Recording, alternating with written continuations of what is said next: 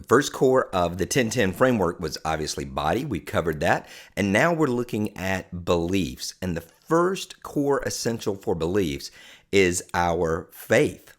It's our foundation. It's what we focus on.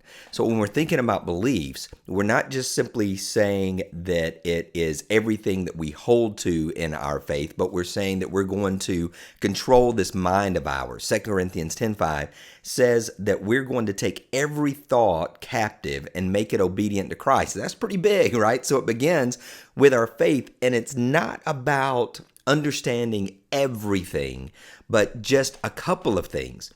So with our faith, we want to move from apathy, just not caring or just going through the motions, or being people who, study the word but don't actually live it, to being accountable. So we want accountability in our life so that it's obvious that what we believe and how we act are connected. Henry Blackaby said that what you do reveals what you believe about God regardless of what you say. And so this comes out in our faith. And if we can get our faith right and our mentality about our faith right, it's going to make the rest of our lives so much easier. So really, what is the core and the essence of our faith? Mark 12:30.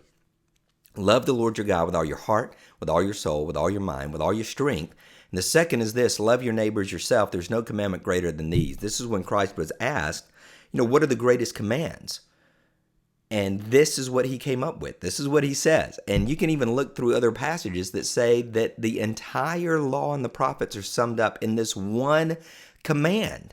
So this is the essential. This is what's important for us.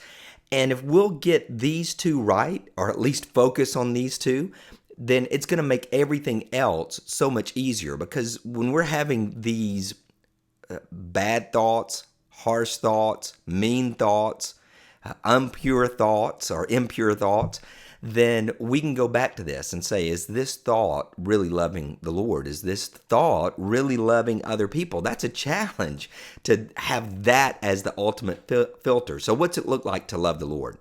It means trust and acceptance. It means worship. It means being in the Word. And it means prayer. So what we're trying to do with the 10-10 life is not to do everything, but do a handful of things really well. So when we love him, we trust him, we believe in him, we're doing exactly what he says we need to do. So that our first thought in life is not to ask all of our friends and family what the advice is, but the first thought is to trust the Lord more than anybody else, and that's going to make our life easier and simpler. Worship is the return of that trust. Whether it's singing, whether it's writing, whether it's meditating, you get to choose any of that, but it's a return of that. So this helps free our mind and helps us take thoughts captive because we're focusing on the greater good. Next, we're going to make sure that we're actually in the Word, right? That we're not just a person who loves believing in the Lord and loves all these blessings. We see that a lot today, but instead that we're actually going to be in the Word, studying and researching and looking and living, so that we're not guessing what we think we ought to do, but that we're actually knowing what it is that we ought to do because we're studying. And then prayer. This is the conversation piece. This is taking our request. This is taking needs of others. So when we pray, we can do something like Christ taught. Our Father who art in heaven, hallowed be your name. Thy kingdom come, thy will be done on earth as it is in heaven. Give us today our daily bread. So we've got an example of what this prayer is supposed to be like, what it's supposed to encompass. So every day, if we'll focus on loving the Lord first, it's already going to switch our thought patterns, right? So we love the Lord, and then we also love people. This means that we care about them, that we're in community, and part of that community is also the church. So loving people is about caring, about being sensitive to, not being focused on us and what we want and getting our way, but instead to look out and say, how in the world can I focus and help other people?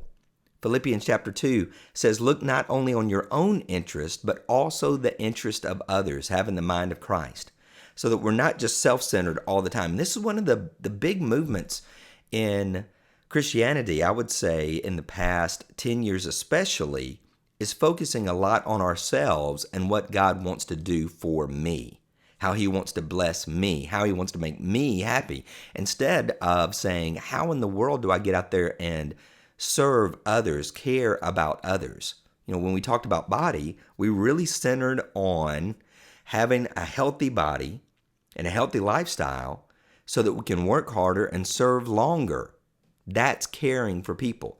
And we want to be in community, whether that's a small group, whether it's 2 or 3 people that you like to meet with a couple of times a month, whether it's a Bible study, but you want a community of people to help keep us accountable and help keep them accountable so that we've got these conversations that are taking place. And when our minds are out of control, that we've got somebody to turn to and to talk to and to rely on and to lean on.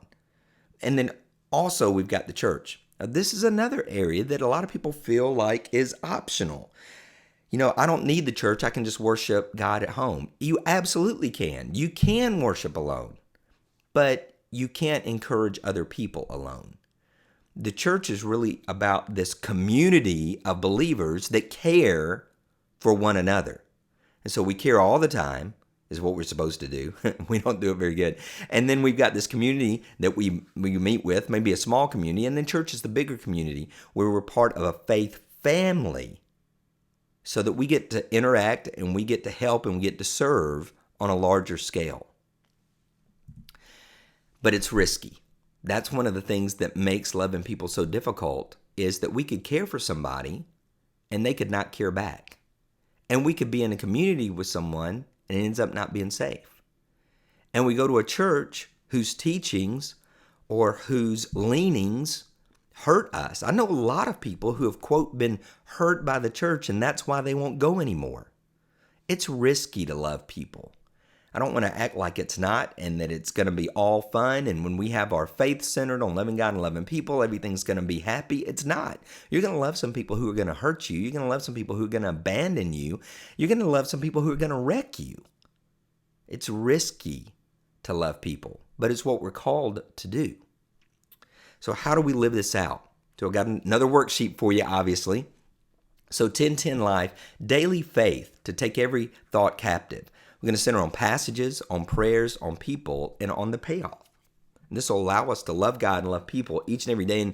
And you may want to do this at the very start of the day to kind of set the framework for your mindset.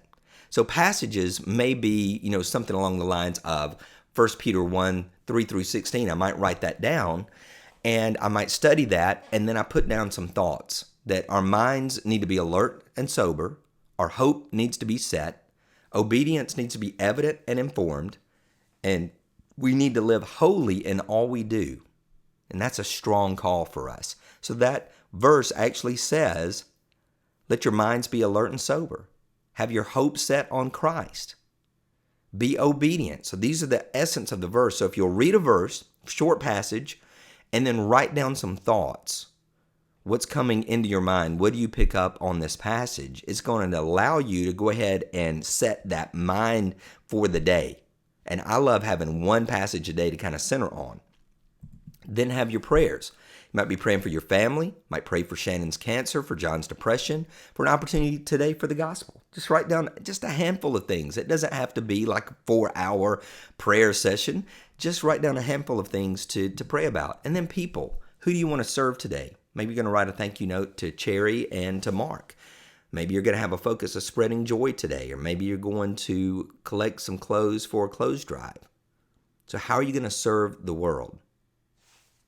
I look at this top section as passages and prayer, as loving the Lord, and the bottom section, people and payoff, as loving people.